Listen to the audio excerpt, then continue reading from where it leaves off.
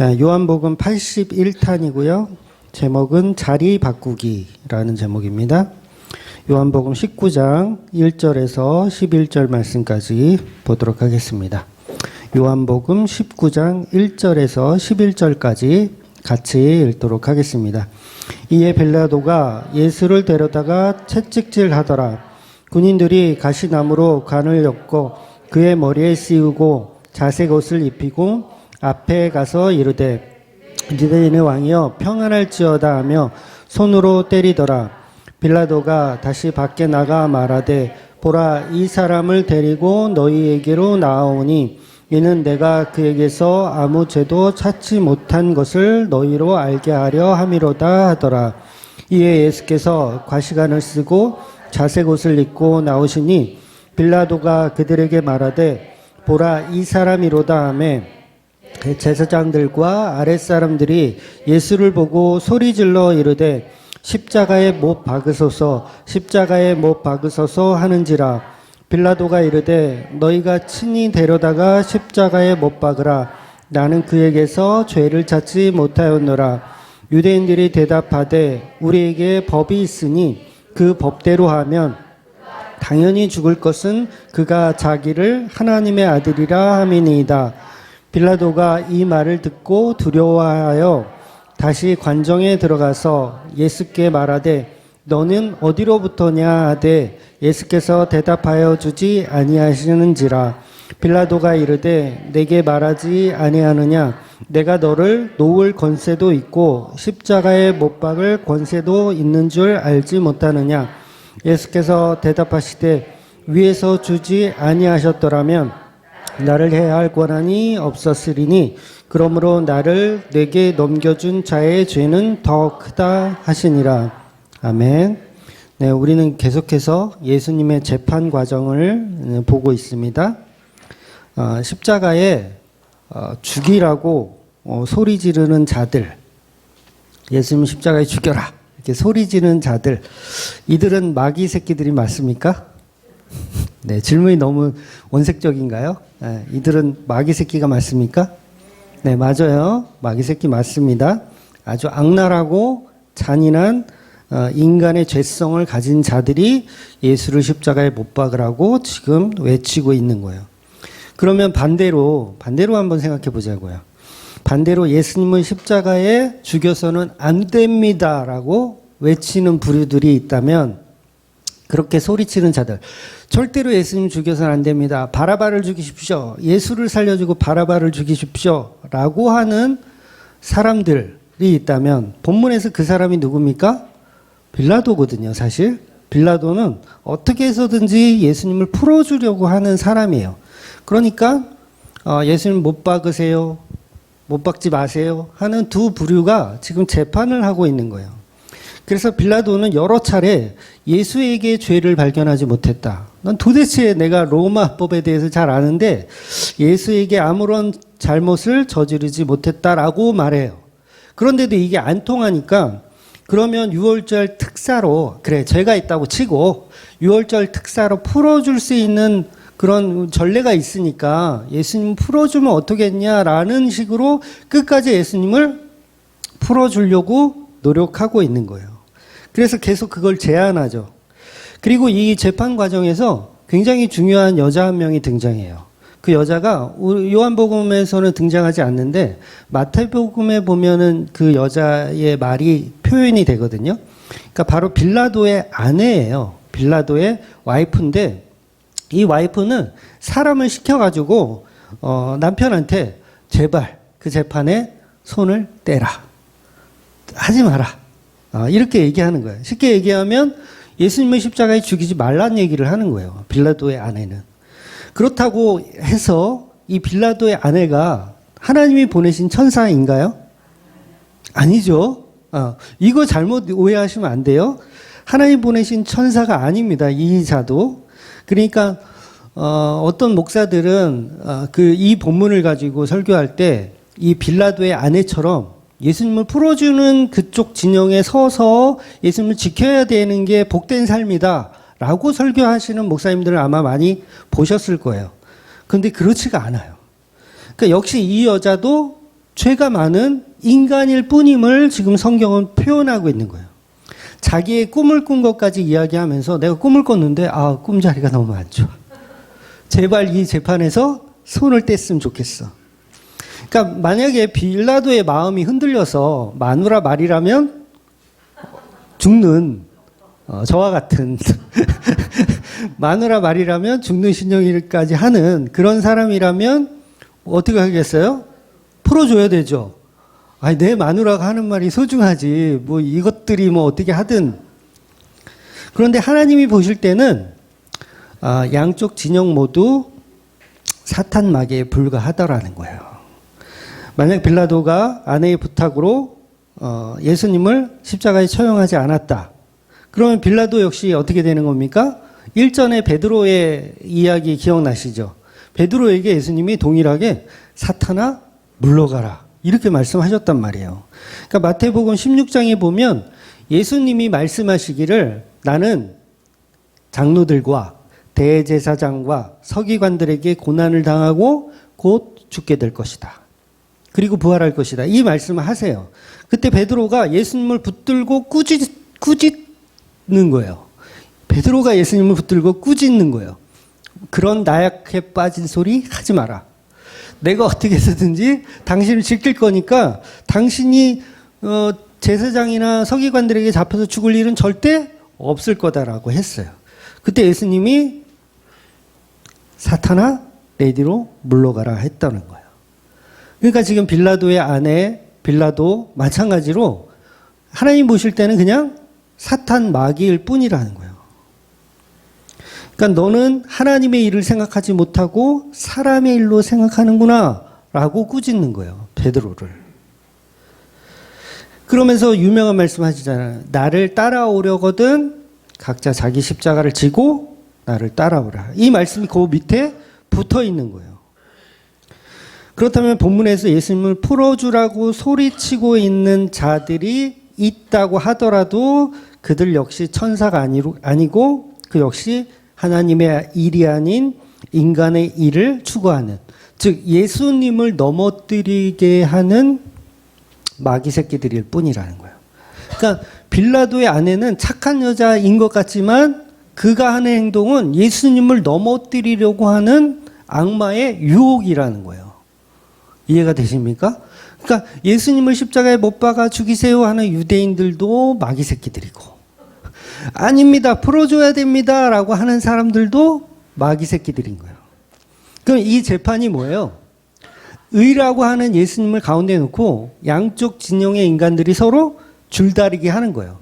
우리가 조금 괜찮잖아, 우리 진영으로 넘어와 라고 하면서 예수님을 자꾸 끌어다가 풀어주지 말자 이러면서 서로 지금 양쪽 모두 마치 자기들이 권세를 가지고 있다는 식으로, 예수를 죽일 권세도 있고 살릴 권세도 있다는 식으로 양쪽 진영이 서로 줄다리기를 하는 거예요. 이 자체가 뭐예요? 악마의 재판이죠. 악마의 재판. 예수를 풀어주려고 노력하는 자들도 악마고 예수님 십자가에 못 박으려고 하는 자들도 악마일 뿐이라는 거예요. 그러니까 십자가에 못 박으라고 하는 자들도 죄인이고 풀어주라고 하는 자들도 죄인이고, 그러니까 조금 괜찮은 진영이 있어요, 없어요? 없는 거예요.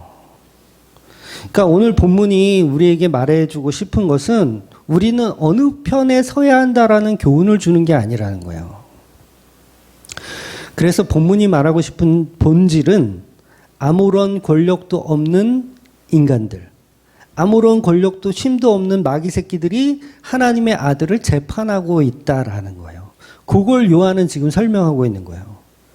인간들은 사실 힘이 없어요. 권세도 없고요. 아무것도 없어요. 근데 뭔가 있는 걸로 착각하는 거예요. 권세가 있는 걸로. 그러니까 예수를 가운데 놓고 서로 줄다리기 하면서 내가 이 정도 능력이 있잖아 라고 생각하는 거예요.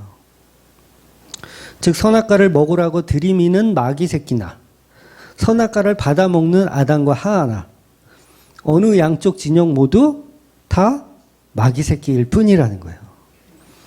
좀 나은 것 같죠? 아담과 하하는 좀 낫잖아. 마귀의 유혹에 넘어갔으니까. 근데 그렇지가 않다라는 거예요. 성경은 다 같이 어디로 보내요? 지옥 보내요. 따먹은 놈이나 따먹으라고 준 놈이나 연이나 따먹으라고 꼬신 그 마귀 새끼나 전부 어디 간다고요? 지옥 가더라는 거예요. 그러니까 조금 괜찮은 개념이 없어요. 인간들 중에 조금 괜찮은 진영. 빌라도의 아내는 그래도 괜찮다. 빌라도의 아내를 본받으세요. 빌라도의 아내는 나중에 훌륭한 교회의 집사가 되더랍디다 이러면서. 그러니까 이단들도 그러잖아요. 모든 책임은 마귀에게 있다. 인간은 그냥 꼬임에 넘어간 것 뿐이고 모든 책임은 마귀에게 있다. 우리는 다만 재수가 없었던 거다. 진짜 이렇게 가리키는 이단들 많아요. 그래서 사탄 마귀를 어떻게 하라 그래요? 대적하라. 그 사탄 마귀만 대적하면 우리는 의롭게 될 수 있다.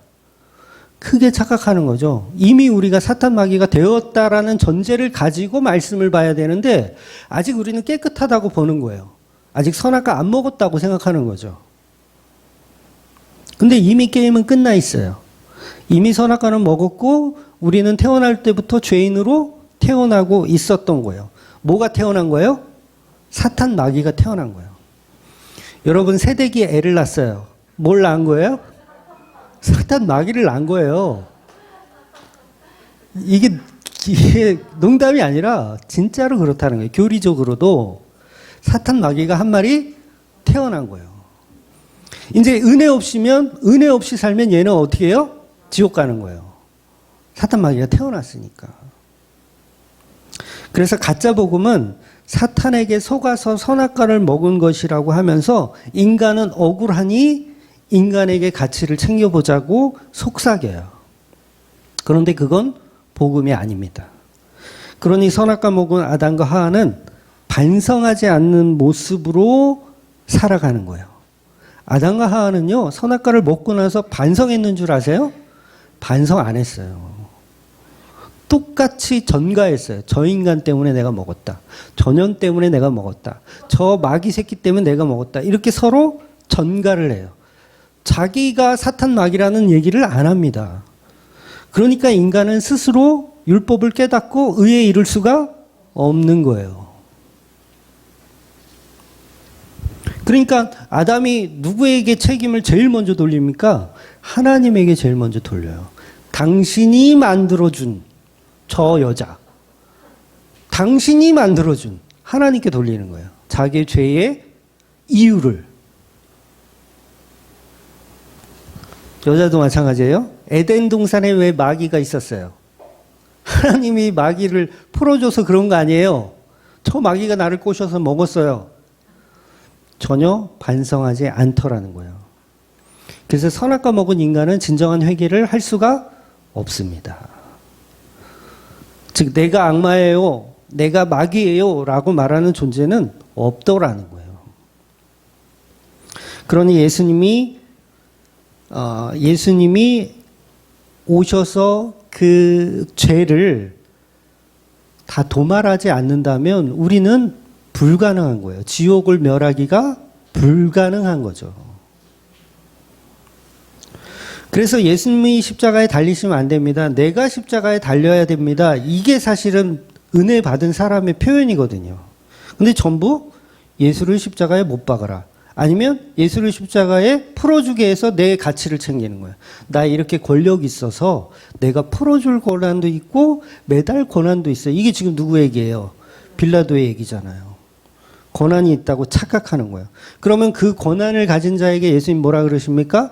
사탄아 내 뒤로 물러나라. 너는 사람의 일을 하고 있구나. 이렇게 표현하시는 거예요. 그러니까 어떻게 해야 돼요? 자기를 부인하고 자기 십자가를 지고 따라와라. 이렇게 얘기하는 거예요. 그러니까 십자가에 죽어야 하는 건 너희들이야. 예수님 이 말씀하시는 거예요. 십자가에 죽어야 하는 건 빌라도 너야. 근데 네가 무슨 누구를 풀어주고 말아주고 이 얘기를 하는 거야. 십자가에 죽어야 되는 건 너고 네 아내가 십자가에 죽어야 된다는 거야. 그래서 사탄, 마귀, 인간 다 뭐예요? 똑같아요. 하와가 먼저 선악과를 먹고 똑같은 마귀가 되어서 남편에게 주어 그 남편도 똑같은 마귀가 되는 거예요. 그래서 마귀들만 가야 하는 지옥에 피조물인 인간들이 가더라는 거예요. 그래서 이 복음의 본질을 이해 못하면요, 성경이 왜 이렇게 어렵냐, 왜 이렇게 어렵냐 하는 거예요. 진영이 없어. 어떻게 하라는 거야? 십자가에 못 박으라는 쪽에 있으라는 거야? 아니면 풀어주라는 쪽에 있으라는 거야? 베드로가 부인하는 쪽에 있어야 되는 거야? 아니면 부인하지 않는 쪽에 있어야 되는 거야? 이게 헷갈리는 거예요. 복음 모르면 이렇게 헷갈릴 수밖에 없어요. 목사님, 도대체 설교가 너무 어렵습니다. 저한테 진짜 그런 말씀 하시는 분들이 있어요. 물론 우리 교인들 중에는 거의 없죠. 없다고 보는데, 이렇게 쉬운 복음을요, 어렵게 생각하는 이유가 뭐예요? 내 위치를, 내 자리를 알려주지 않아서 그래요. 제가 안 알려주잖아요. 여러분, 유대인들 가운데 있어야 됩니다. 예수님을 십자가에 못 박아야 이게 하나님의 일이거든요. 이렇게 위치를 정해줘야 돼. 아니면 빌라도의 아내처럼 예수님은 어떻게든 살려. 임금업에서 살려. 그쪽의 자리를 제시해주지도 않아요. 제 설교는 다 그래요. 어느 위치에 어느 자리를 알려주지 않습니다. 그러니까 뭐예요? 어렵다고 생각하는 거예요. 도대체 성경을 통해서 내가 있어야 할 자리를 알려주지 않는 거. 어느 자리에 있어야 됩니까? 도대체 그걸 알려주세요. 목사님 설교는 어려워요. 그래서요, 영지주의자들은 정확하게 자리를 알려줘요. 어느 자리를 알려줄까요? 유대인처럼 유대인의 자리에서 예수님 십자가에 못 박는 자리에 있어야 된다라고 가르쳐요. 그래야 하나님의 일이 이루어지니까. 그리고 베드로처럼 부인하고 배신하는 자리에 있어야 된다고 가르쳐요. 이게 영지주의적 가르침이에요. 그럼 뭐예요? 그 자리에서 예수님의 일을 돕는다고 본인들은 생각하는 거예요. 그걸 이단이라고 하는 거예요. 영지주의 이단. 율법주의는 어떻습니까? 어떻게든 예수님은 십자가에 죽지 않도록 해야 돼요. 왜? 그는 의로우신 분이니까. 나는 율법을 알아요. 무엇이 의고 무엇이 선인 줄 알아요. 어떻게든 예수님을 지키는 것이 자기의 율법의 의라고 생각하는 거예요. 근데 복음은 자리를 정해주지 않습니다. 왜냐하면 어디에 있든 우리는 죄인일 뿐이기 때문에 그래요. 그래서 선한 자리가 없어요. 인간이 가는 곳은 다 악한 자리일 뿐이라는 거예요. 유대인은 분명히 자기가 옳다라고 생각할 거예요. 빌라도의 아내 역시 자기 자리가 옳다라고 생각할 거예요. 근데 둘 다 죄인의 자리일 뿐인 거예요. 여러분이 수십 년 신앙생활을 하면서 나는 어느 자리에 있어야 할까 고민해 본 적 있으시죠? 도대체 어느 자리에 있어요? 근데 그게 필요가 없다는 거예요. 야, 내가 쓸데없는 자리 욕심이 있었구나. 나는 솔직히 빌라도의 아내 자리에 있고 싶었는데 이것도 죄인이라네. 예수님을 부인하는 베드로의 자리, 그 자리도 죄인의 자리고, 부인하지 않는 자리, 그분이 나의 스승입니다. 그리고 뛰쳐 들어가는 것도 죄인의 자리라는 거예요. 그러니 여러분 절대 예수님 배신하시면 안 됩니다라는 설교는 잘못된 설교라는 거예요. 신사참배? 어떻게 우리가 그럴 수가 있습니까? 베드로의 그 부인을 우린 또 반복해야 됩니까? 신사참배 절대 하면 안 됩니다. 여러분 설날에 제사 드릴 때 절대 절하면 안 됩니다. 그건 뭐예요? 절 안 하면 나는 좀 괜찮은 사람이 진영에 있는 것처럼 보이잖아요. 근데 복음은 그렇지 않다는 거예요. 신사참배 하는 놈이나 그걸 안 한다고 해서 그 가치를 챙기고 있는 놈이나 똑같이 악마의 자리라는 거예요. 그러니까 내가 신사참배 안 했으니까 나는 좀 괜찮은 사람이야 우쭐거릴 수가 없는 거라는 거죠. 그러니 어려울 수밖에 없죠. 도대체 어쩌라는 거야. 절을 하라는 거야 말라는 거야. 신사참배를 하라는 거야 말라는 거야.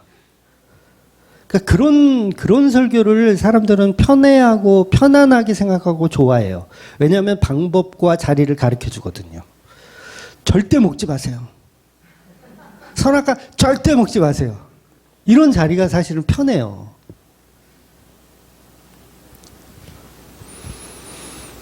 그러니 우리는 양쪽 모두 소용이 없다라는 거예요. 그러니까 빌라도의 아내가 너 예수 죽이면 너 국물도 없어 오늘부터. 넌 이제 하고 이혼이야. 그렇다고 해서 빌라도가 안 죽게 했다. 그렇다고 해도 역시 죄인은 죄인일 뿐이라는 거예요. 그래서 내가 어느 쪽에 있어야 되는지를 고민하는 자체가 복음을 모르기 때문에 고민하는 거예요. 복음을 알면 어떻게 됩니까? 어느 자리에 있던 나는 죄인의 자리에 있는 거예요. 그래서 성경이 말하고 싶은 것은 인간의 선택이 어떠하든지 전부 우리는 답이 없다예요. 우리는 전부 죄인일 뿐이고 전부 지옥 가는 존재일 뿐이라는 걸 가리키는 거예요. 그래서 예수를 위해 예수를 지키기 위해 칼을 빼드는 베드로나 예수님을 부정하고 도망가는 베드로나 둘 다 죄인일 뿐이라는 거예요. 그런데 우리는 어느 자리를 자꾸 알려주는 걸 좋아해요. 베드로처럼 칼을 빼들어야 됩니다. 이쪽 자리에 있어야 되는 걸 가르쳐주면 그게 편하고 부정하고 도망가라는 쪽에 있으면 그게 또 편해. 그걸 알려주면 편해. 근데 우리는 다 죄인의 역할만 있는 게 편한 거예요. 여러분 이번 주 날씨가 굉장히 무덥잖아요.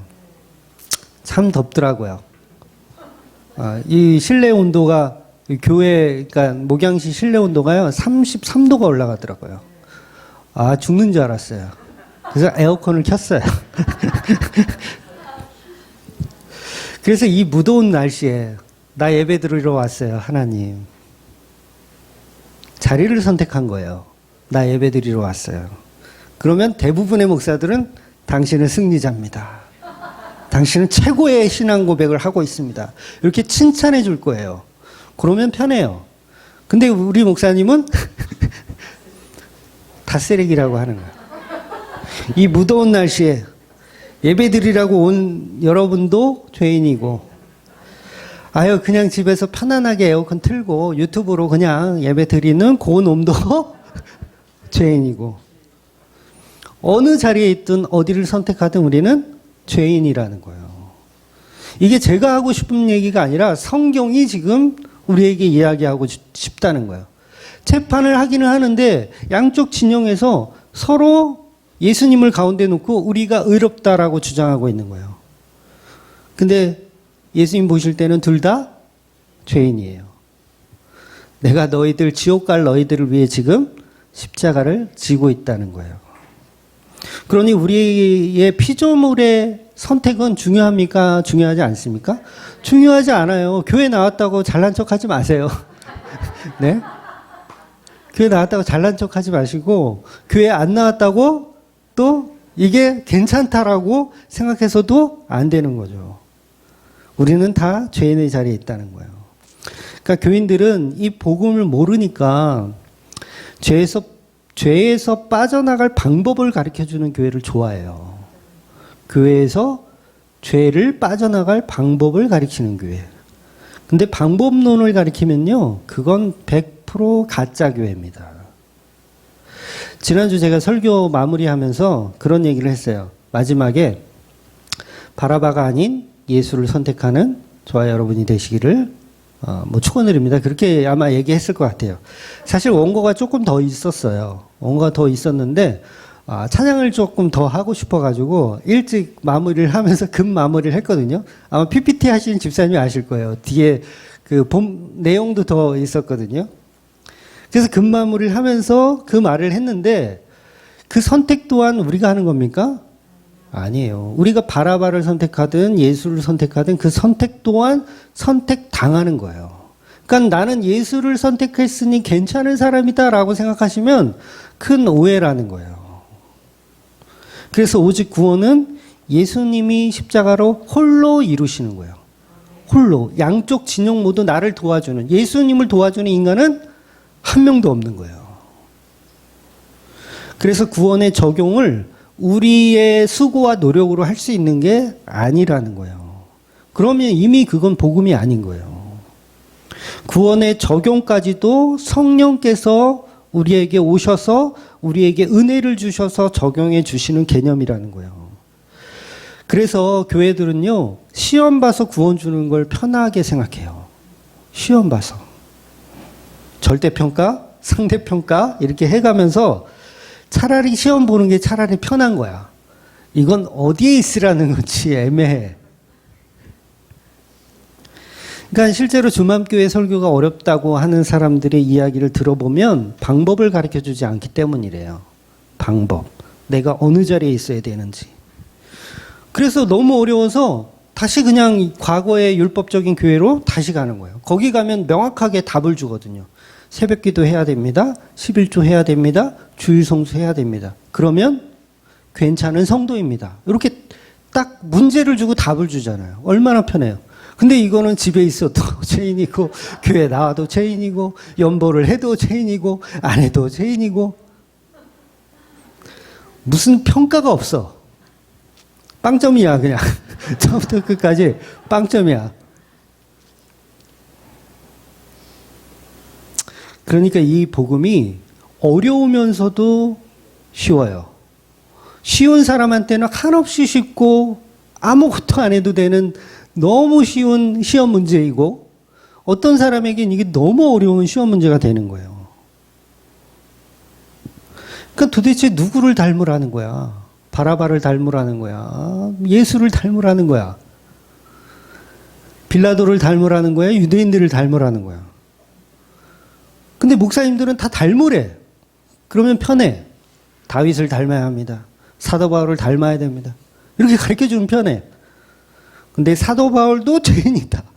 죄인을 왜 닮으려고 그래? 미쳤어요? 베드로를 닮으래. 베드로 죄인 아닙니까? 베드로도 죄인인데 베드로를 닮으래. 그래서 십자가의 구원은 원론적인 이야기를 잘 이해하셔야 돼요. 원론적인 이야기. 그러니까 원론적인 이야기를 알면 갈수록 쉽지만 그걸 모르면 갈수록 어려워지는 거예요. 이제 오늘부터는 예수님이 채찍에 맞으시면서 십자가로 돌아가시는 요한복음의 클라이막스가 이제 표현되는 본문이에요. 근 한 2년 가까이 81탄이니까 2년은 좀 안 됐네요. 한 1년 넘게 1년 반 정도 이렇게 봤어요. 보면서 이제 요한복음이 절정에 달하고 있는 거예요.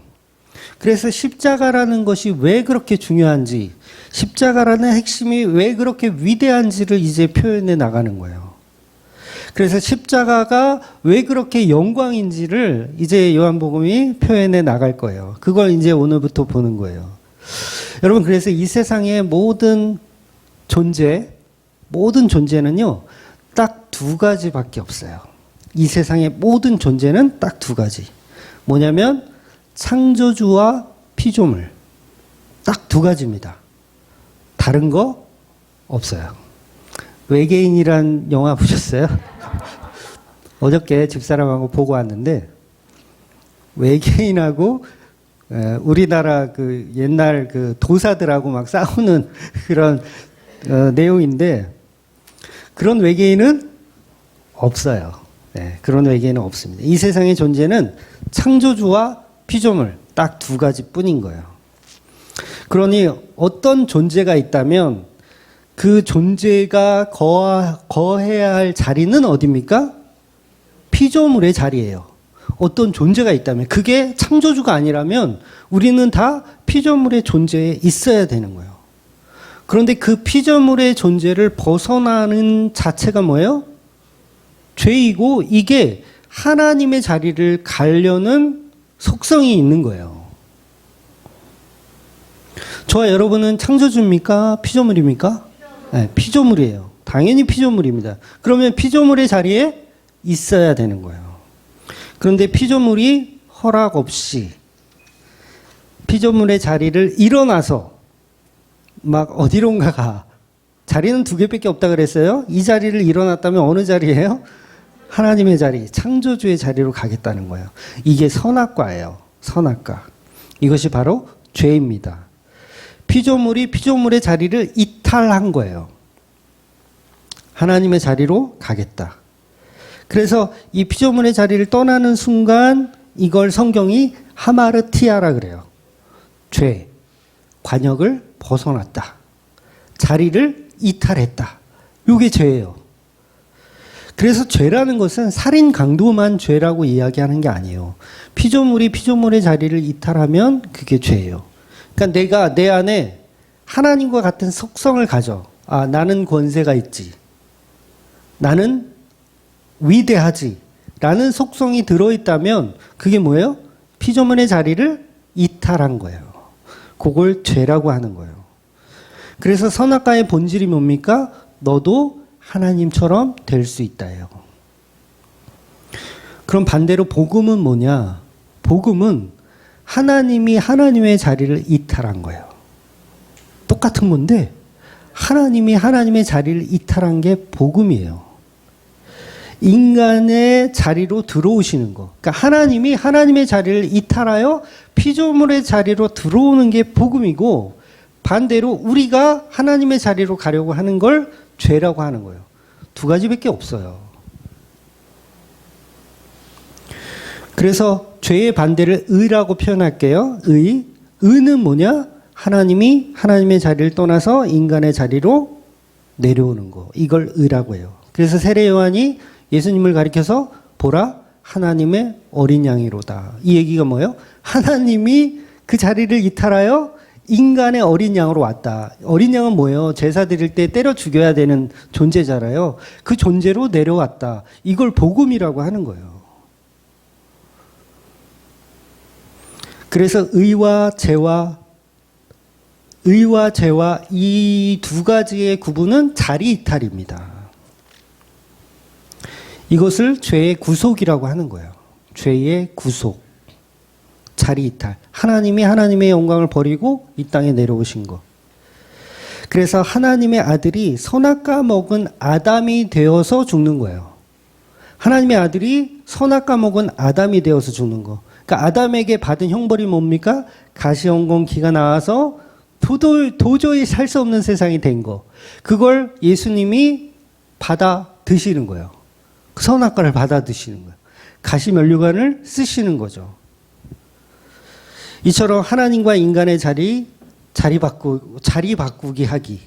이게 바로 복음이라는 거죠. 그러니까 우리가 우리 자리를 깨끗이 청소하고 소독하고 반질반질하게 만들어서 예수님 이쪽으로 오세요. 이게 아니에요. 엄청 깨끗이 하나님이 이 땅에 오셨대. 내가 청소하고 막 반질반질 왁스로 막 닦아서 여기 앉으십시오. 이게 아니라 그야말로 더럽고 추한 죄 가운데 예수님을 모시는 거예요. 그러니까 나의 죄성을 어떻게 해야 돼요? 예수님께 보여줘야 된다는 얘기예요. 반질반질 청소해가지고 아닌 척, 거룩한 척 이렇게 살라는 얘기가 아니라 나의 죄성 그대로 예수님께 보여줘야 그게 복음이 되더라는 거예요. 근데 교회에 앉아서 전부 뭐예요? 자기 자리 닦기 하고 있어요. 깨끗해야지. 그걸 율법이라고 하는 거예요. 율법으로 깨끗하게 치장해. 예수님 오셔야지요. 내 마음을 깨끗이 정결하게 만들어서 예수님 모신다고 생각해요. 아니요. 예수님이 오셔서 나의 마음을 정결하게 하시는 거예요. 예수님 오셔서 이렇게 더러운 구석에서 방구석에서 어떻게 살았니? 이러면서 예수님이 청소를 해주시는 거지 우리가 청소를 해놓고 예수님을 모시는 개념이 아니라는 거예요.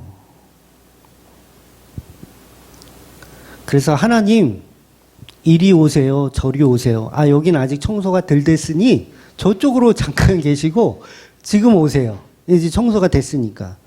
이게 뭐예요? 이게 권세라고 하는 건데 하나님 앞에 권세를 부리는 거예요. 인간들이. 하나님만 가지고 계신 게 권세입니다. 우리는 권세가 없어요. 어릴 때 수건 돌리기 해보셨어요? 소풍 가면 우리 수건 돌리기 하잖아요. 그럴 때 수건을 가진 자만 들고 일어나서 뛸 수 있어요. 권세라고 하는 거예요. 그 권세는 누구에게만 있다? 하나님에게만 있어요. 그래서 우리가 주기도문에서도 나오잖아요. 나라와 권세와 영광이 누구에게 있다? 아버지 하나님에게 있다. 그러면 음부의 권세는, 음부의 권세 또한 하나님의 권세인데, 음부의 권세가 어디를 해하지 못해요? 교회를 해하지 못하잖아요. 그러니까 그 말이 뭐예요? 그 권세는 가짜 권세라는 거예요. 음부의 권세는 가짜 권세니까 하나님의 몸된 교회를 해치지 못하더라는 거예요. 그러니까 주맘교회가 만약에 하나님이 권세로 세우신 몸된 교회라면 망할 일은 없어요. 걱정 안 하셔도 돼요. 망했으면 그것도 하나님의 뜻 가운데, 하나님의 권세 가운데 이루시는 일이라고 보면 돼요. 그런데 그 아버지 하나님만 가진 그 자리 바꿈의 권세를 누구에게 주셨냐면 그 아들 예수에게 주신 거예요. 예수에게 자리 바꿈의 권세를 주셨어요. 요한복음 10장, 우리가 일전에 본 말씀인데 한번 볼게요. 요한복음 10장 18절. 이를 내게서 뺏을 자가 있는 것이 아니라 내가 스스로 버리노라. 나는 버릴 권세도 있고 다시 얻을 권세도 있으니 이 계명은 내 아버지에게서 받았노라 하시니라. 이렇듯 권세는 인간에게 없고 예수님에게만 있습니다. 다시 말해서 이 권세는 자리 바꿈의 권세예요. 하나님의 아들이 인간의 자리를 바꾸는 거예요. 자리 바꿈. 그러면 오늘 본문에서 이 빌라도의 입을 통해서 등장하는 권세라는 말을 표현하거든요. 빌라도가 자신에겐 권세가 있대요. 내가 너를 죽일 권세도 있고 풀어줄 권세도 있다. 근데 그 권세가 뭐예요? 자기 착각이죠. 너는 그 권세 없어. 더구나 하나님의 아들을 죽이고 살리고 하는 권세가 피조물에게 있을까요? 없죠. 권세는 피조물에게 없습니다. 그런데 우리는 그 권세가 있는 것처럼 행동하고 살아가고 있어요. 그러니 빌라도는 내가 예수를 죽이고 풀어줄 권세가 있다라는 말은 스스로가 하나님의 자리에 앉아서 예수를 재판하고 있다는 뜻이에요. 그러니까 양쪽 진영 모두 완전한 죄인이에요. 악랄한 죄인. 그러니까 마치 인간이 하나님의 자리에 앉아서 마음대로 할 수 있다. 예수를 죽이고 살리고 마음대로 할 수 있다. 착각하는 거. 이것이 인간들이 선악과 먹은 이후에 지금까지도 저지르고 있는 성령 모독죄예요. 우리는 유대인의 진영에 있든 빌라도의 진영에 있든 하나님의 자리에 앉아서 권세를 가졌다고 착각하는 거예요. 교회가 안 그렇습니까? 교회들도 똑같아요.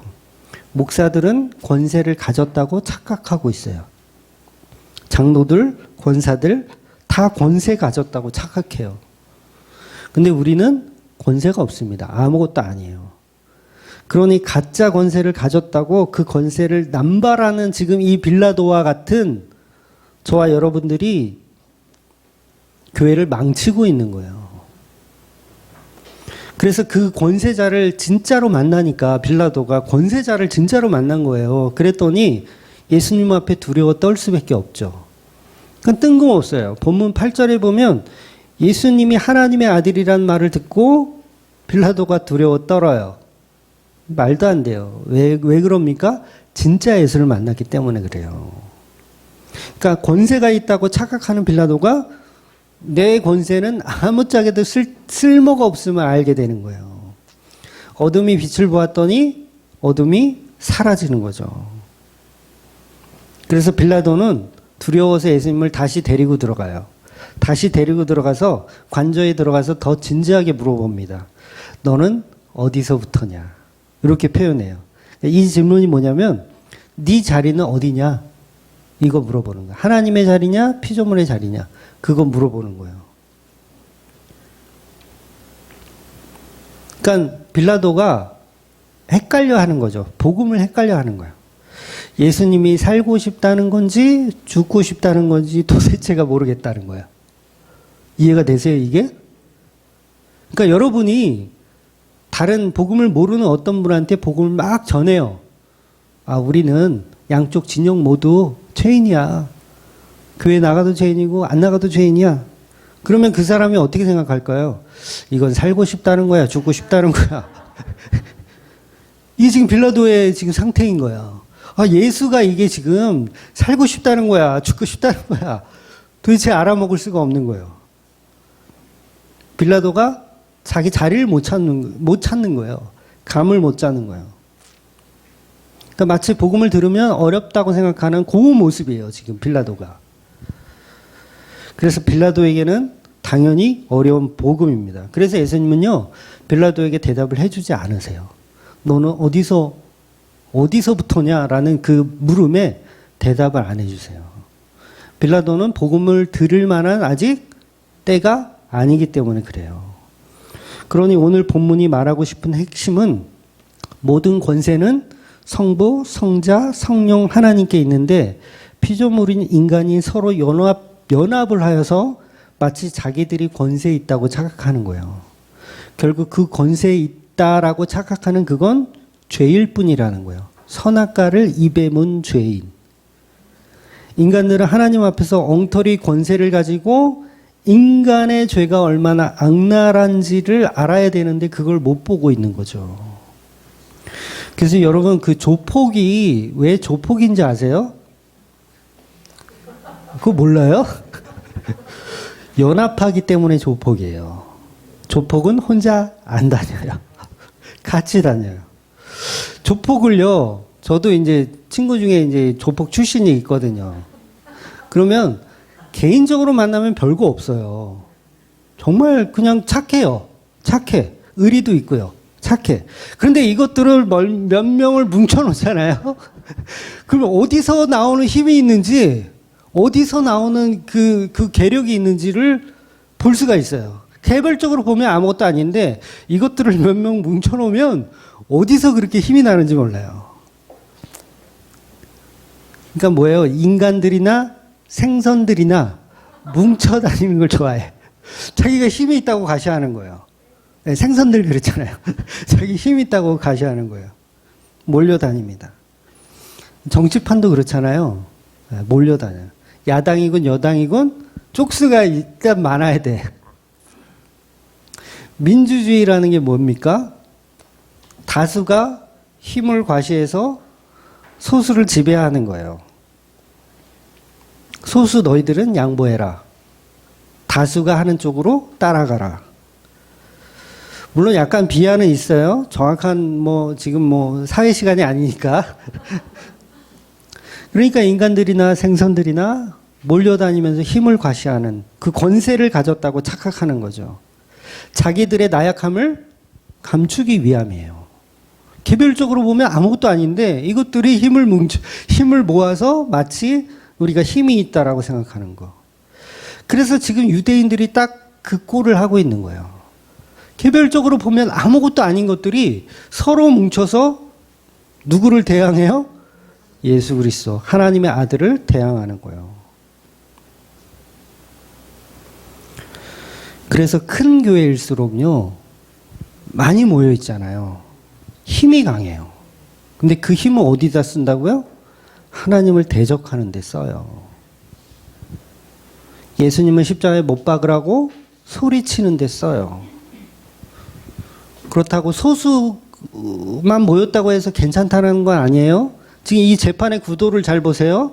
유대인들은 다수고 빌라도와 빌라도 아내는 둘뿐이에요. 그런데 양쪽 진영 모두 죄인일 뿐이라는 거예요.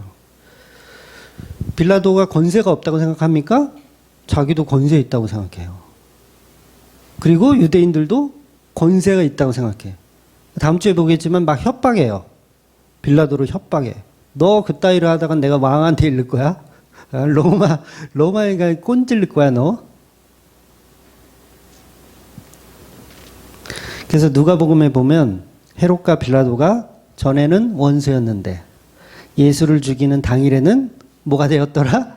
친구가 되었더라. 피조물들은 이렇게 쪽수를 모아서 자기들이 권세 있다고 착각하여 예수를 죽이는 일에 힘을 모으더라는 거예요. 그래서 제가 가끔 말씀드리지만 이 옆에 가면 오살리 기도원이라는 데가 있어요. 차로 15분이면 가는 곳인데 대한민국에서 제일 큰 기도원이에요. 거기서 연합 집회를 거의 뭐 자주 해요. 뭐 요새는 코로나 때문에 좀 뜸했었는데 과거에는 거의 매일 집회가 있었어요. 전부 그 내용이 뭔지 아세요? 하나님을 대적하는 내용이에요. 아마 복음을 알아야 이해할 수 있는 거예요. 그러니까 교회들이 전부 권세와 힘을 가지려고 하는 거예요. 교인 수가 많은 게 권세가 되고, 교단도 마찬가지예요. 교회 수가 많은 걸 권세로 여겨요. 그런데 교회들이 그런 권세를 가지고 뭐 한다고요? 하나님을 대적하고 예수님의 십자가에 죽이려는 거예요. 그래서 사도행전에 가면 스데반 집사님의 죽음으로 교회를 흩어버리세요. 힘을 가지면 안 되기 때문에 그래요. 그래서 사도 바울 때는 어떻게 됩니까? 작은 교회들로 여러 교회가 생기는 거예요. 그래서 교회는 세상적인 힘을 얻는 게 복이 아닙니다. 네, 그거 복 아니에요. 쓸데없이 힘을 키워봤자 더 타락만 해요. 쓸데없이 힘을 키워봤자 타락만 한다. 그래서 빌라도는 자기가 권세가 있는 줄 착각하고 예수를 데려다가 채찍질을 해요. 예수님 맞으신 그 채찍은요, 그냥 가죽 채찍이 아니에요. 거기에는 막 이 뼈 조각, 동물의 날카로운 뼈 조각도 들어있고 납덩어리들, 막 금속 조각이 막 붙어 있어요. 그걸로 한 대 치면 살점이 다 뜯어 나가는. 그러니까 거의 뭐 채찍에 맞아서 죽는 사람도 거의 다반사였다고 해요. 그러니까 피가 막 분수처럼 쏟아지는 거죠. 그러니까 혈관 같은데 잘못 맞으면 어떻게 해요? 예, 분수처럼 피가 쏟아지는 거예요. 그리고 로마 군인들이 예수님을 조롱하며 가시나무로 왕관을 만들어서 예수님 머리에 씌우고 왕이 입는 자색 옷입니다. 왕들이나 입는 자색 옷을 입히고 서서 유대인의 왕이요라고 조롱하면서 예수님을 때리는 거예요. 그리고 빌라도는 그 흉측하게 된 모습을 한 예수를 이제 관저에서 끌어냅니다. 그리고 유대인들 앞에 보여주는 거예요. 봐라. 막말로 반병신이 되었다. 채찍 맞고 나면 반병신이에요. 반병신이 되었다. 이 정도면 충분하지 않니? 이 정도면 이가 완전한 가짜 메시아임이 증명되지 않았니? 만천하에 드러났으니 이제 풀어줘도 되지 않겠니? 이 얘기를 하고 싶은 거예요, 빌라도는.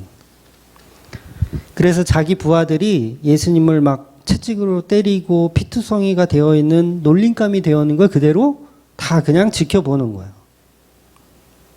그럼 보세요. 이를 본 유대인들은 이방인의 손에, 이방인의 군인들의 손에 처참하게 망가진 자신들의 메시아를 지켜내야 하는 게 맞는데, 이들은 오히려 더 악한 자들이 되어서 예수를 십자가에 못 박으라고 얘기하는 거예요.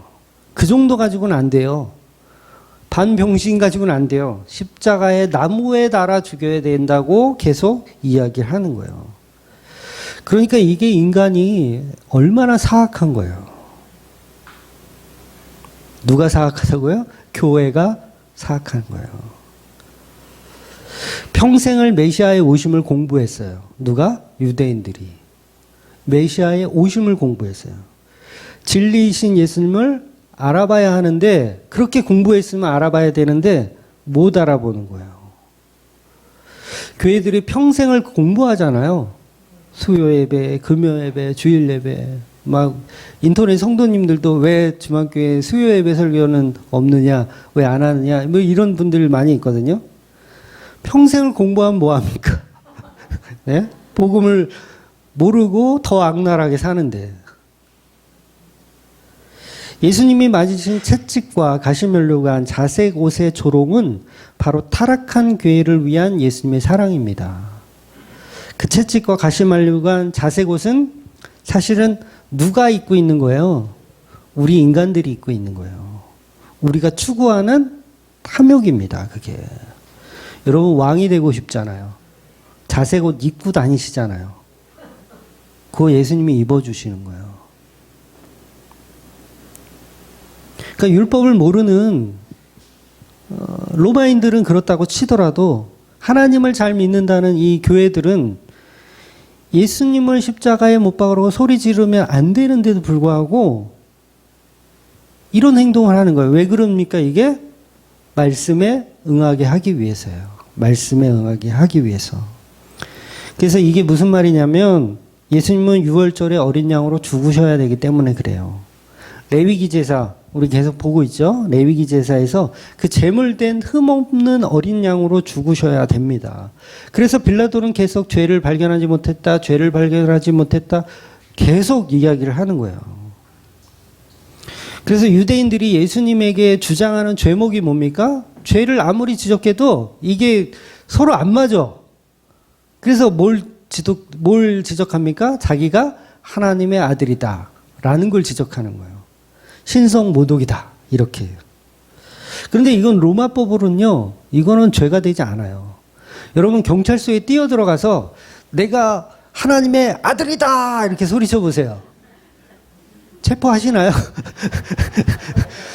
네, 체포 안 해요. 이거 저거 빨리 끌어내. 쟤 빨리 끌어내. 저기 정신병원에 보내든가 저 교회로 보내든가 빨리 끌어내. 그렇지? 경찰서에서 잡아가지 않아요. 그러니까 빌라도가 생각할 때 이건 웃기는 거예요. 아, 이거는 뭐 어떻게 죄를 물을 만한 근거가 전혀 없는 거예요. 그러니까 아무런 죄도 발견하지 못했다. 그러니까 로마법으로는 십자가 처형을 할 수가 없는 거죠. 그런데 빌라도가 얼마나 난처했는지 이 유대인들의 그 악랄함에 결국은 두 손 두 발을 놓게 되는 거예요. 그러니까 빌라도는요, 정당한 재판을 하고 싶었을 뿐이에요. 그러니까 무고한 자를 죽여서 자기에게 해가 전가되지 않기를 바라는 그런 마음뿐이에요. 그러니까 헬라적 사고가 있기 때문에 악한 일을 하면 그에 대한 죄가를 받아야 된다는 걸 로마인들은 알거든요. 그래서 그것 때문에 손을 씻는 거예요. 예수님 재판할 때 손을 씻거든요. 손을 씻어서 내 책임 아니다. 이렇게 십자가에 죽여라 넘겨주게 되는 거예요. 그러니 빌라도는 이러지도 저러지도 못하는 거. 그래서 복음은 인간이 인간의 자리를 찾지 못하고 우왕좌왕하고 있을 때 예수님이 인간의 자리로 내려오시는 거예요. 그래서 오늘 제목이 자리 바꾸기예요. 이 자리 바꾸기가 복음입니다. 인간의 타락으로 인간의 죄의 자리를 예수님이 오셔서 가시덩굴과 엉겅퀴를 끌어 안으시는 거예요. 우리는 왕관을 쓰고 자랑하며 다니죠. 근데 이 왕관이요, 가시왕관인 거 아세요? 여러분이 갖고 있는 권세, 돈, 명예, 뭐 이런 게 가시왕관이라는 거 아세요?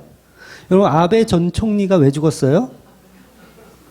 총리니까 죽은 거예요. 우리나라로 치면 대통령이잖아요. 대통령이니까 죽은 거예요. 그냥 옆집 아저씨였으면 죽었을까요? 안 죽었어요. 그러니까 그 권세를 누리며 살 때는 다 좋잖아요. 윤석열 대통령 됐어요. 얼마나 좋을까요? 아마 잠도 안 했을 것 같아. 나라면 너무 기뻐가지고 잠도 안 했을 것 같아. 근데 뭐예요? 그게 가시면류관이에요. 우리 인간들만 그걸 몰라요. 우리가 권세를 누리고 명예를 누리고 막 그렇게 막 행복할 것 같죠? 근데 그게 언제 훅 갈지 모르는 가시면류관이라는 거예요. 그거 예수님 보여주시는 거예요. 너희가 가진 권세, 이거는 십자가에 죽어야 할 권세야. 이거를 목적 삼아 사는 게 얼마나 어리석은 거니 보여주시는 거예요. 그래서 인간들이 합의해 놓은 권력은요, 공격 대상일 뿐입니다. 그러니까 좋아할 필요 없어요. 그래서 예수님 복음을 완성하시기 위해서 창조주의 자리를 버리고 인간의 자리로 내려오셔서 인간들이 좋아하는 권세를 표현하시는 거예요. 마치 권세 있는 자처럼 행동해요, 예수님이. 그러니까 왕이 된 것처럼 나귀를 타고 예루살렘에 입성하기도 하시잖아요. 이게 왜 하시는 퍼포먼스인지 아세요? 인간 너희들이 이런 모습으로 살고 있다는 거예요. 마치 왕이 된 것처럼. 권력을 가진 자로 묘사해요. 그런데 그게 가시면류관이었다는 거죠. 그래서 자리를 바꿔주시는 거예요. 지금 설교 잘 이해하셔야 돼요. 예수님이 인간의 모습으로 오셔서 인간이 추구하는 것들을 다 해보시고 결국은 십자가로 죽더라. 막 예수님 인기 많았거든요. 막 신비주의적인 거 막 하시고요. 병 고쳐주시고 오병이어 만들고 막 인간이 누리고 싶은 거 다 누렸어요. 너무 행복하지 않아요? 그 삶을 산다면? 여러분들에게 막 오병이어로 할 수 있는 능력이 있어. 얼마나 행복하겠어요? 물을 포도주로 바꿔. 죽은 사람 막 살려. 와, 그런 권세. 나도 한번 갖고 싶다. 그래서 예수님이 그거 해 보여주신 거예요. 그랬더니 끝은 뭐다? 십자가다. 그러니까 저와 여러분이 그 권세에 목매고 살아야 되는 게 아니에요. 우리의 끝은 어디라고요? 십자가예요. 십자가. 그래서 우리는 그렇게 할 수 없잖아요. 권세 누리고 십자가에 죽을 수 없잖아요. 그래서 자리를 바꿔주시는 거예요. 예수님이 해주시는 거예요. 그래서 자리를 바꿨더니 어떻게 됩니까? 인간이 하나님의 자리로 가는 거예요. 요걸 하나님의 나라라고 표현하는 거예요. 예수님이 오셔서 우리 자리를 차지하시고 우리는 하나님의 나라, 하나님의 자리로 가는 거예요. 잘 이해하셔야 돼요. 우리가 하나님처럼 되었다가 아니에요. 요거는 예수님의 허락하에 가는 거는 하나님의 나라인 거예요. 그래서 그걸 연합이라고 하는 거예요. 화목되었다. 그래서 피조물과 창조주의 자리의 구별은 선악과를 먹은 타락에서부터 시작해요. 원래는 그 자리가 어디예요? 같은 자리였어요. 서로 하나님과 피조물이 서로 마주하며 서로 이야기하며 서로 누리는 한 자리였어요. 마치 부부가 한 침대에서 자듯이 그 자리였는데 인간의 타락으로 자리가 두 개가 생겨버린 거예요. 이해가 되시죠? 그래서 인간의 자리를 십자가로 부셔버리고 성도들은 하나님의 자리로 끌어올라 가시는 거. 이게 복음입니다. 그 복음의 은혜를 아시고 내 자리가 얼마나 흉악한지를 아시는 저와 여러분이 되시기를 주의 이름으로 축원드리겠습니다. 아멘. 기도하겠습니다.